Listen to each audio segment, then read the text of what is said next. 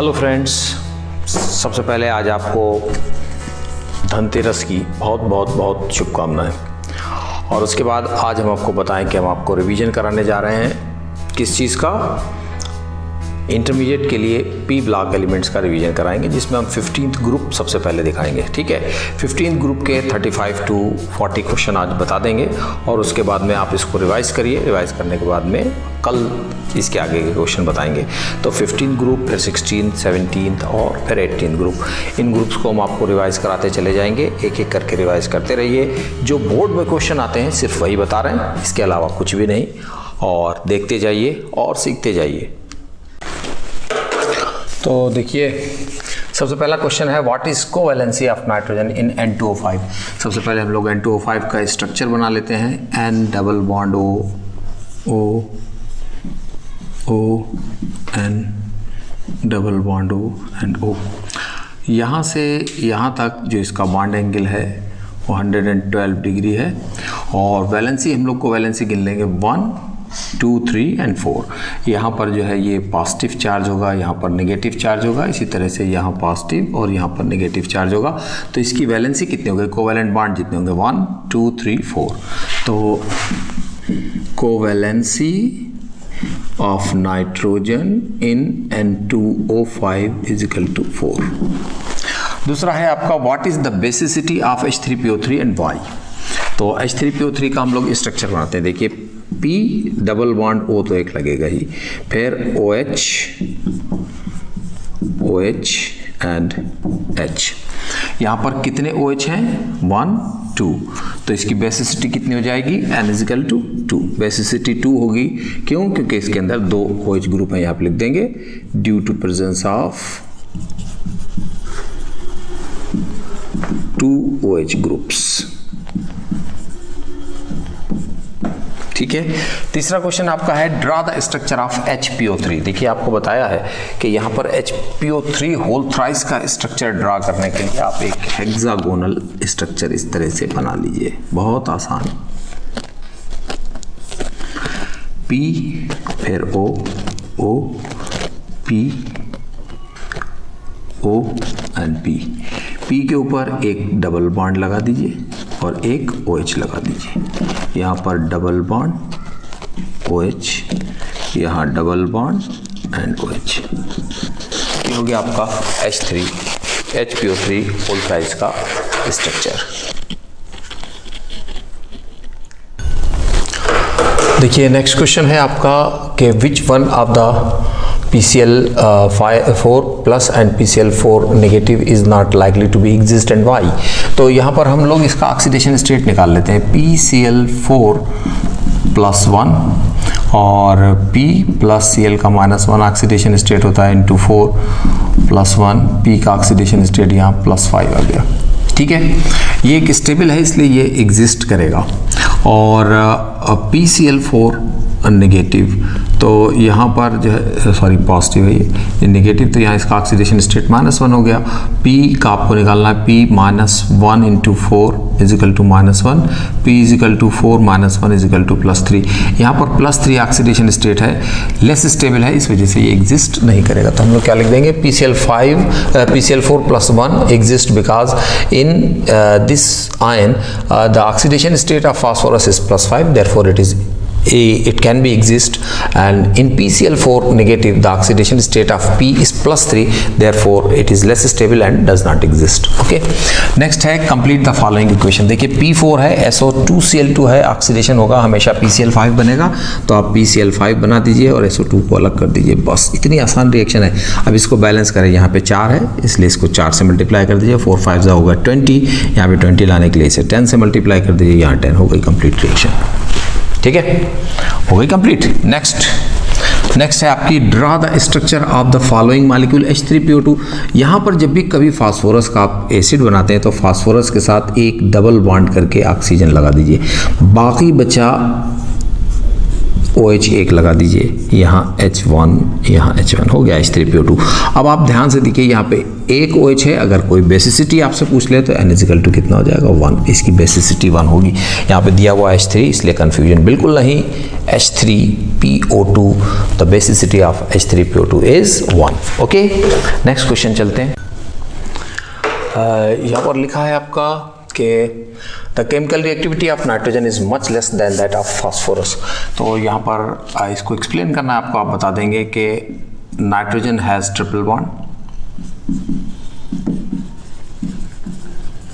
Therefore less reactive, and phosphorus has single bond, therefore more reactive. Okay, which is a stronger reducing agent, SbH3 और BiH3? यकीनन BiH3। क्यों? क्योंकि जब हम किसी ग्रुप में ऊपर से नीचे आते हैं तो इसकी रिड्यूसिंग प्रॉपर्टी जो है वो बढ़ती चली जाती है। बिस्मिथ का साइज बड़ा होगा, इस वजह से इसकी रिड्यूसिंग प्रॉपर्टी ज़्यादा होगी। ठीक है, BiH3 is stronger reducing agent.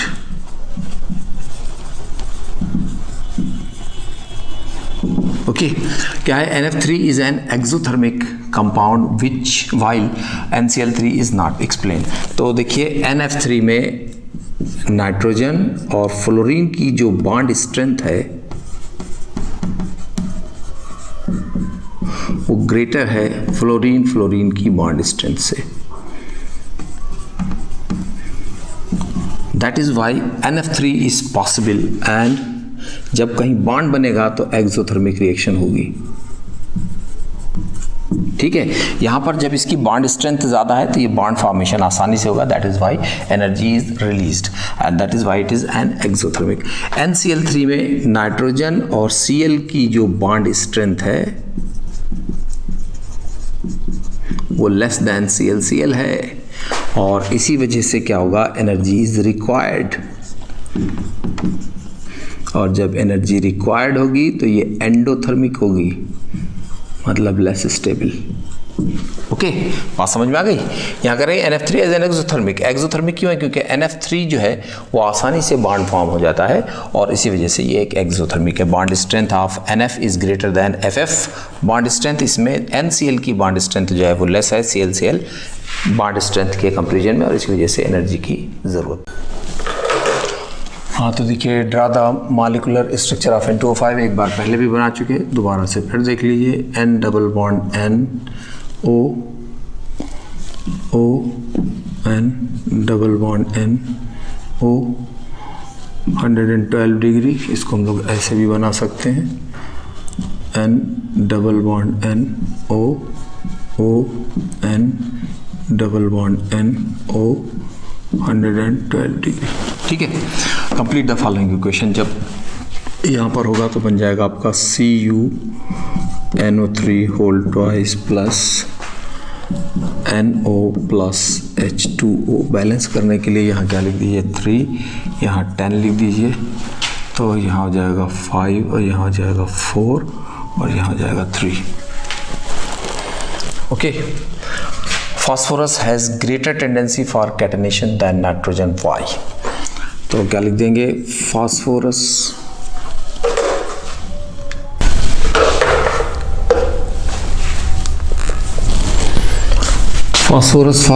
की जो बॉन्ड स्ट्रेंथ है कितनी होती है? 213 किलो जूल पर मोल, और नाइट्रोजन की जो बॉन्ड स्ट्रेंथ है वो कितनी होती है?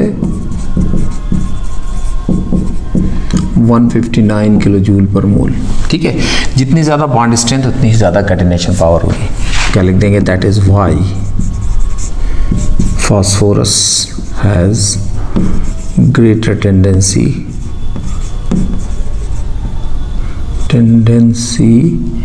for catenation। ठीक है, ये हो गया आपका what is the basicity of H3PO2 and why। तो देखिए H3PO2 का हम लोग स्ट्रक्चर बनाते हैं। H3PO2 फास्फोरस के साथ डबल बॉन्ड O तो लगाना ही है आपको, फिर एक OH, बाकी जो हाइड्रोजन है वो वैसे ही लगा दीजिए। अभी आपको बता चुके हैं थोड़ी देर पहले कि इसके अंदर एक OH ग्रुप है, इसलिए इसकी बेसिसिटी कितनी होगी 1। तो क्या लिख देंगे, due to presence of 1 OH group in H3PO2 वो इट्स बेसिसिटी इज 1। तो यहाँ चाहो तो लिख भी दो, due to presence of 1 OH group in H3PO2 its basicity is 1। Okay sorry. तो यहाँ पर क्या है, आप ध्यान रखिएगा जब भी कभी फास्फोरस के एसिड्स आएंगे इसमें P के साथ एक डबल बॉन्ड करके वो लगा दिया जाएगा, बस बाकी आप OH और H लगा लीजिए। कंप्लीट द फॉलोइंग इक्वेशन, क्या है, HgCl2 प्लस PH3 ये थी, इसको हम लिखना भूल गए थे, देख लीजिए ध्यान से। HgCl2 प्लस PH3 ये बन क्या जाता है Hg3P2 प्लस HCl, यहाँ 2 लगा दीजिए तो यहाँ 6 HCl आ जाएंगे हैं, यहाँ 3 लगा दीजिए। ओके, कंप्लीट हो गई equation. Nitrogen oxygen bond in NO2 is shorter than the nitrogen oxygen bond in NO3 negative, explain. तो इसमें कोई दिक्कत ही नहीं है। आप यहाँ पर देखिए, यहाँ पर इसमें 2 ऑक्सीजन लगे हैं, इसके रेजोनेटिंग स्ट्रक्चर कितने होंगे, इसके रेजोनेटिंग स्ट्रक्चर हो जाएंगे 2। यहाँ देखें, ध्यान से देखें, N double bond O negative, कितने कोवेलेंट बॉन्ड हैं, 3। तो हम इसका जब बॉन्ड आर्डर निकालेंगे, देखो बॉन्ड आर्डर बहुत से लोगों को निकालना नहीं आता है। Number of covalent bond 3 upon number of resonating structure, एक इसका रेजोनेटिंग स्ट्रक्चर और होगा, इधर डबल बॉन्ड लगा दीजिए, N double bond O negative, ये हुए इसके 2 रेजोनेटिंग स्ट्रक्चर हैं, तो अपॉन 2 कितना आ गया, बॉन्ड आर्डर 1.5। ठीक है, NO3 में NO जो है उसमें ऑक्सीजन है 3, जब ऑक्सीजन 3 है तो रेजोनेटिंग स्ट्रक्चर कितने हो जाएंगे, 3 हो जाएंगे। देखो यहाँ पे हम आपको इसका बॉन्ड आर्डर कितना हो जाएगा, सबसे पहले NO3 का स्ट्रक्चर बनाते हैं, N double bond O negative and O। ठीक है, तो जो यहाँ पे 1 2 3 4 और रेजोनेटिंग स्ट्रक्चर कितने, 3, चाहो तो देख लो। पहले यहाँ पर N, इधर नेगेटिव लगा दीजिए, इधर डबल बॉन्ड लगा दीजिए, यहाँ O लगा दीजिए, और तीसरा रेजोनेटिंग स्ट्रक्चर इसका ये होगा N double bond O negative and coordinate bond O। तो यहाँ पर इसके 3 रेजोनेटिंग स्ट्रक्चर हो गए। अब इसका बॉन्ड आर्डर जो हम लोग निकालेंगे वो कितना हो जाएगा, bond order is equal to, कितने कोवेलेंट बॉन्ड है, 1 2 3 4, कितने रेजोनेटिंग स्ट्रक्चर है, 3, कितना आ गया 1.33। तो जितना ज़्यादा बॉन्ड आर्डर होगा, ठीक है, उतनी ही शार्टर वेवलेंथ होगी।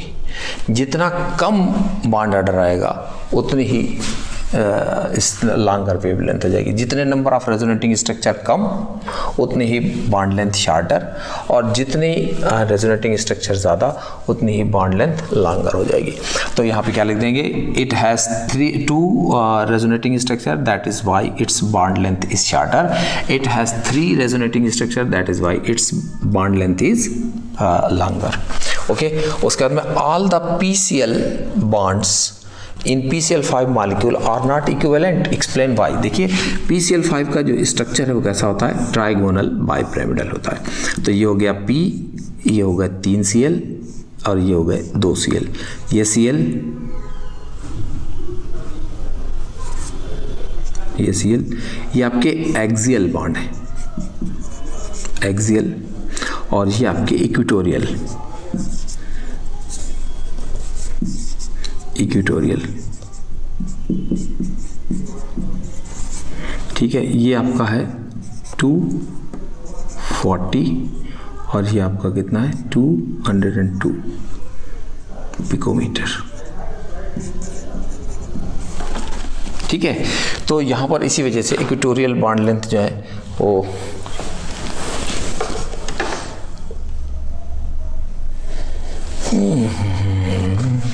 उल्टा लिख गया भाई, आई एम सॉरी। यहाँ पे 202 होगा, यहाँ पे 240 होगा। ठीक है, जो एक्सियल बॉन्ड लेंथ है वो हमेशा लॉन्गर होता है और जो इक्वेटोरियल होता है वो हमेशा शॉर्टर होता है। ओके, तो ये हो गया आपके 15 क्वेश्चन। नेक्स्ट है आपका complete the following equation P4 plus NaOH plus H2O। तो इसमें एक तो बनेगा PH3 आपका, दूसरा बनेगा NaH2PO2। बैलेंस करना चाहें तो 3 यहाँ लिख दें, 3 यहाँ लिख दें और 3 यहाँ लिख दें, और P4 प्लस यहाँ PCl3 बनेगा, PCl5 सॉरी PCl3 नहीं, PCl5 प्लस SO2 बनता है। तो यहाँ आप लिख दीजिए 4, यहाँ लिख दीजिए 10 और यहाँ भी 10 लिख दीजिए। और the tendency to form pentahalide decreases down the group in group 15 of the periodic table. Why, जब हम ऊपर से नीचे आएंगे तो क्या होगा, इनर्ट पेयर इफेक्ट की वजह से क्या होगा कि पेंटाहेलाइड फॉर्मेशन की टेंडेंसी जो है वो घट जाती है। तो यहाँ पे लिख देंगे due to inert pair effect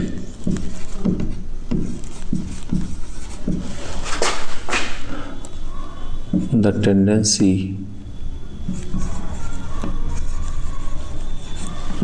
to form pentahalide decreases down the group in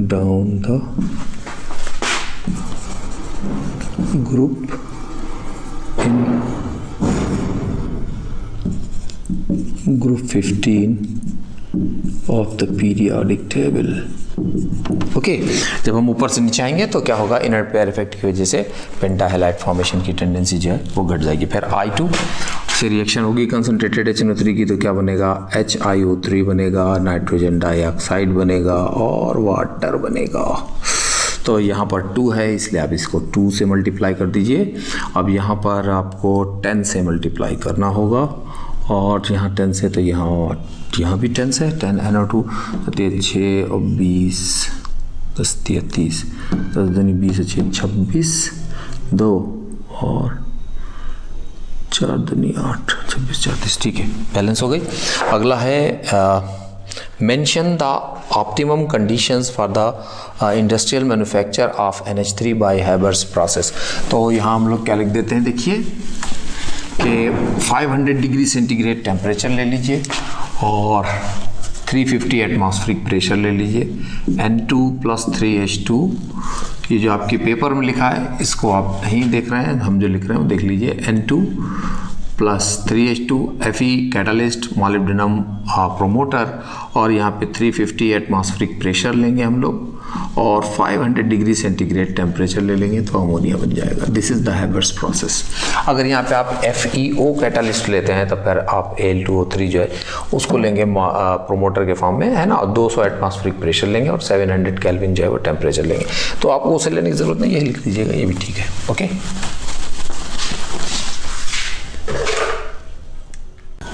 हाँ जी, तो देखिए क्या है कि आज क्योंकि पहला दिन है रिवीजन का, हमने 20 क्वेश्चन लिखे हैं और 20 क्वेश्चन के आंसर दिए हैं आपको, और बाकी के जो क्वेश्चन हैं वो हम कल ज़्यादा देर तक पढ़ा देंगे, इसलिए कि आज पहला दिन है, थोड़ा सा माहौल में डलिए, सीखिए, फिर आगे कल चलते हैं। ठीक है, धन्यवाद। और वीडियो अच्छा लगे तो क्या करेंगे, शेयर करेंगे, कमेंट करेंगे और साथ में सब्सक्राइब भी करेंगे।